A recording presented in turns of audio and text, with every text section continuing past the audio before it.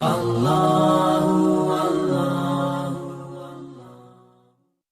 محترم دوستو عزیزو، ایک بڑی ضرورت کی چیز جس سے لوگ غافل ہیں، جس پر دعاؤں کا قبول ہونا اور رحمتوں کا نزول ہونا موقوف ہے، ایک بڑی اہم چیز جس سے لوگ غافل ہیں، جس پر دعاؤں کا قبول ہونا اور رحمتوں کا نازل ہونا موقوف ہے، وہ ہے حضور اکرم صلی اللہ علیہ وسلم پر کثرت درود۔ جتنی کثرت سے آپ کی روایتیں ہیں، اتنی کثرت سے آپ پر درود پڑھا جائے، اس لیے کہ ہر روایت آپ کی طرح منسوب کی جاتی ہے۔ قال قال رسول اللہ صلی اللہ علیہ وسلم، آپ کے قول کے ساتھ آپ پر درود، مقررین واعظین اپنے وعظ اور تقریر کے جوش میں آپ کا نام نامی لے کر گزر جاتے ہیں، لیکن آپ پر درود نہیں پڑھتے، حالانکہ پورا صلی اللہ علیہ وسلم کہنا آپ کے نام نامی کے ساتھ، کیونکہ سب سے بڑا بخیل ہے وہ شخص جس کے سامنے آپ کا ذکر کیا جائے اور آپ کا درود نہ بھیجے۔ بلکہ ایک صاحب نے کوئی کتاب لکھی سیرت پر، اور یہ کہا کاتب سے کہ یوں تو میری کتاب بہت ضخیم اور خط زیادہ آئے گا، آپ پورا صلی اللہ علیہ وسلم لکھنے کے بجائے سواد لام عین بنا دینا، سواد عین لام میم بنا دینا تو وہ صلی اللہ علیہ وسلم ہو جائے گا۔ کاتب نے کہا کہ آپ اگر اس کتاب کے لکھنے پر مجھے 10 گنا قیمت بھی زیادہ دیں تب بھی میں یہ 4 حروف نہیں بلکہ جہاں بھی آپ کا نام آئے گا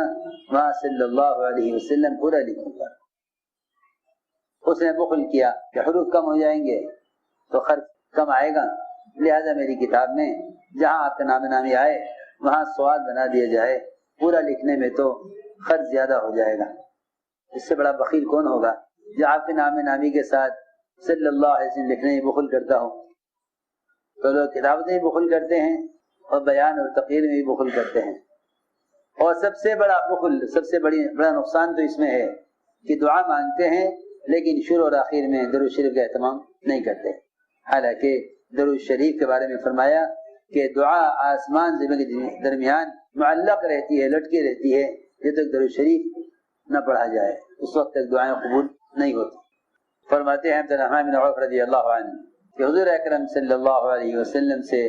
5 یا 4 صحابہ ایسے تھے جو کبھی آپ سے جدا نہیں ہوا کرتے تھے، اگر کوئی اپنی کسی ضرورت کے لیے جاتا تو دوسرا اس کی جگہ آپ کی دن رات کی ضروریات کے لیے آپ کے ساتھ مستقل رہتا۔ 4-5 صحابہ ایسے تھے جو کبھی آپ سے جدا نہیں ہوتے تھے۔ فرماتے ہیں کہ میں خدمت میں حاضر ہوا، آپ باہر نکلے، میں آپ کے پیچھے ہو لیا کہ کہیں آپ تنہا نہ جائیں۔ چنانچہ حضور اکرم صلی اللہ علیہ وسلم ایک باغ میں داخل ہوئے، انصار کے کسی باغ میں آپ داخل ہوئے، آپ نے وہاں نماز پڑھی اور اتنا لمبا سجدہ کیا کہ میں سمجھ گیا کہ نعوذ باللہ آپ کی روح نکل گئی ہے، آپ دنیا سے چلے گئے ہیں،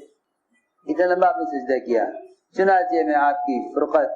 اور آپ کے دنیا سے جانے کا تصور کر کے میں رونے لگا،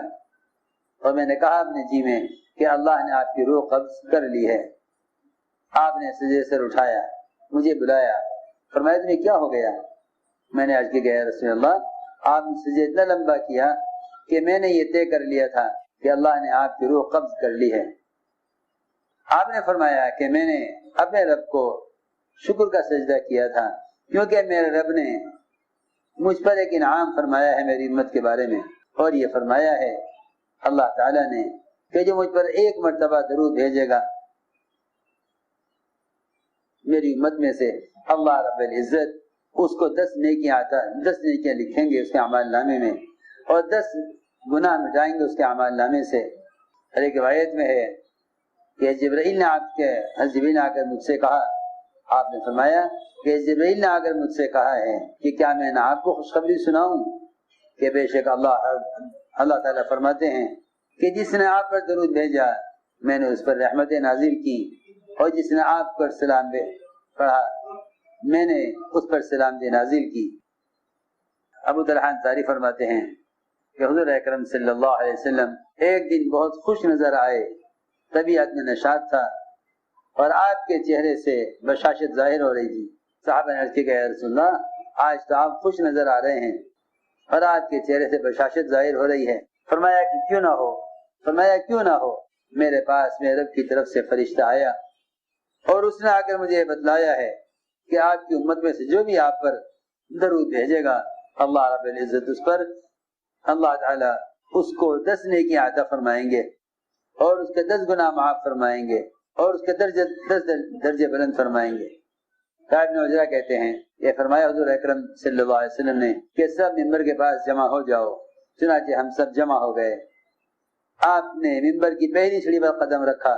فرمایا آمین، پھر دوسری پر چڑھے، فرمایا آمین، پھر تیسری پر قدم رکھا، فرمایا آمین۔ جب آپ ممبر سے نیچے اترے ہم نے عرض کیا کہ رسول اللہ آج تو ہم نے آپ سے اس طرح آمین کہتے ہوئے سنا ہے کہ کوئی دعا کرنے والا تو سنا نہیں دے رہا تھا اور آمین کی آواز آ رہی تھی۔ آپ نے فرمایا کہ جبرائیل میرے پاس آئے اور انہیں مجھ سے یہ کہا ہے کہ وہ شخص اللہ کی رحمت سے دور کر دیا گیا کہ جس پر رمضان کا مہینہ گزر گیا ہو اور پھر بھی اس کی مغفرت نہ کی گئی ہو، کہ رمضان کا مغفرت کا عشرہ گزر جائے اس پر اور اس کی مغفرت نہ کی جائے۔ اس سے میں نے کہا آمین۔ جبرائیل کی بددعا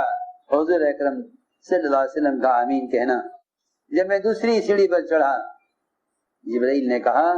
اللہ کی رحمت سے دور کر دیا گیا وہ شخص کہ جس کے سامنے آپ کا نام نامی لیا جائے اور وہ آپ پر درود نہ پڑھے۔ میں نے کہا آمین۔ جب میں تیسری پر چڑھا جبرائیل نے کہا دور کر دیا کہ اللہ کی رحمت سے وہ شخص کہ جس نے والدین کو دونوں میں سے کسی ایک کو ان کے بڑھاپے میں پایا لیکن یہ ان کی خدمت کر کے جنت میں داخل نہ ہو سکا۔ میں نے کہا اس پر آمین۔ فرماتے ابو ذر رضی اللہ عنہ کہ میں ایک دن نکلا، آپ کی خدمت میں حاضر ہوا، آپ نے فرمایا اے ابو ذر میں تمہیں بتلاؤں کہ لوگوں میں سب سے بڑا بخیل کون ہے؟ صحابہ نے کہا ضرور فرمائیے۔ فرمایا کہ جس کے سامنے میرا تذکرہ کیا جائے لیکن ان پر درود نہ پڑھے، وہ لوگوں میں سب سے بڑا بخیل ہے۔